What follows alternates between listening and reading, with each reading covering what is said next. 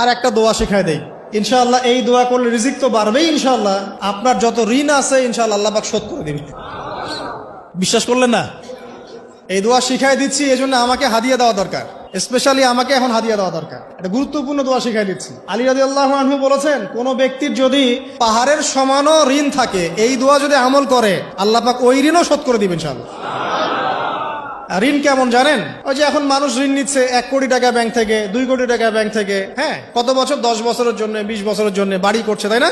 তার ধারণা এমন যে সে মারা গেলে তার ঋণটা কেউ না কেউ শোধ করে দিবেই দিবে, তাই তো?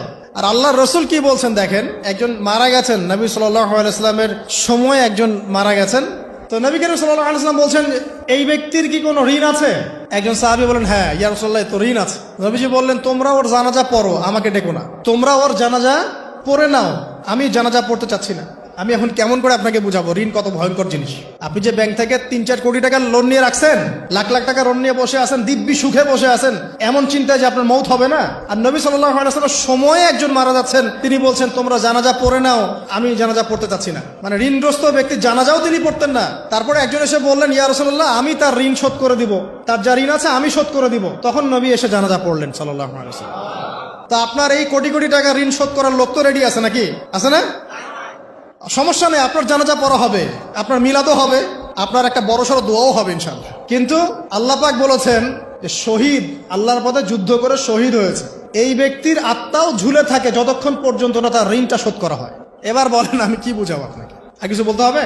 তো এখন সেই দোয়া শিখাচ্ছি আপনাদেরকে, যে দোয়া শিখলে আপনারা ঋণ থেকে বাঁচবেন ইনশাআল্লাহ। কত দিবেন বলেন?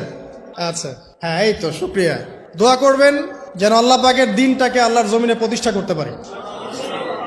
আমার সাথে বলেন, দোয়াটা হচ্ছে, আল্লাহুম্মা ইকফিনি বিহালালিকা আন হারামিকা ওয়া আগনিনি বিফদলিকা আম্মান সিওয়াকা। এই দোয়াটা ছোট না, এটা মুখস্থ করবেন, সেজদায় পড়বেন, নামাজের সেজদায় পড়বেন, আত্তাহিয়াতু দরুদ শেষ তারপরে পড়বেন, নামাজ শেষে হাত তুলে করবেন, যখন তখন শেষ রাতটা করবেন, ইনশাআল্লাহ দেখবেন আপনার ঋণ বলতে কিছু থাকবে না ইনশাআল্লাহ। যদি থাকেও, বড় কোনো ঋণ থাকেও, আল্লাহ পাক অন্য কোনো মাধ্যমে এটা শোধ করার ব্যবস্থা করে দিবেন ইনশাআল্লাহ। ইনশাআল্লাহ লালমনিরহাটের 100 একর জায়গায় যত ধান হয়, এতগুলো ধান যদি আপনার আমল নামায় লেখা থাকে, মানে আপনার আমল নামা বলছে তাকদিরে আপনার তাকদিরে যদি লেখা থাকে যে আপনি 100 একর জমির ধান খাবেন তারপর মরবেন, আছে না লেখা? একটা দানা কম বেশি হবে? আপনি যদি আল্লাহর প্রতি তাওয়াক্কুলি করেন তাহলে আপনি হালাল পথে থাকবেন, বিশ্বাস করবেন যে আল্লাহ পাক যেটা লিখে রাখছে আমার তাকদিরে রিজিক, এর একটা দানা রেখেও আমি পৃথিবী থেকে যাব না, সিম্পল। তখন আপনার অন্য পথে যাওয়ার কোনো কারণ নাই। আর যখন আপনি বিশ্বাস করবেন না, না এটা আমার হাতে, আমি যত পরিশ্রম করব তত রিজিক বাড়বে, আমি যত ঘুষ নিব তত বাড়বে, যত সুদ খাবো তত বাড়বে, যত দুর্নীতি করবো তত বাড়বে, তখন তো রিজিকের এই পুরো দায়িত্বটা আল্লাহ পাক আপনার হাতে ছেড়ে দিবেন। আল্লাহ পাক আপনাকে কোনো বারাকা দিবেন না। ইয়ামহাকুল্লাহু রিবা ওয়া ইউরবিস সাদাকা। সদকা করলে সম্পদ বৃদ্ধি পায়, আর রিবার মধ্য দিয়ে সম্পদ ধ্বংস হয়ে যায়, একদম মাটিতে মিশে যাবে। কিভাবে ধ্বংস হয় সেটা এখন আলোচনা করার সুযোগ নাই, সময় নাই। আমি ইনশাআল্লাহ আরেকদিন শুধু রিবা নিয়ে আলাদা আলোচনা করবো ইনশাআল্লাহ। এটা সমাজের নিচু লেভেল থেকে উঁচু পর্যন্ত দরিদ্র মানুষদেরকে আরো দরিদ্র করবে আর ধনীদেরকে আরো ধনী করবে।